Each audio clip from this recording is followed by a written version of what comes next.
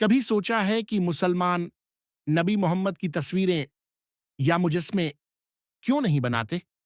بہت سے غیر مسلم اور ملحد یہ سوال اٹھاتے ہیں کہ جب قرآن میں اس کی واضح ممانعت نہیں ہے تو یہ اصول اتنا اہم کیوں مانا جاتا ہے؟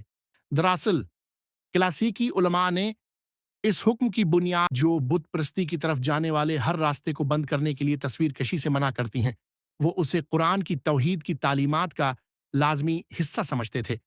آج کے دور میں بھی زیادہ تر علماء اسی موقف پر قائم ہیں تاکہ بت پرستی یا فتنے کا کوئی خطرہ پیدا نہ ہو۔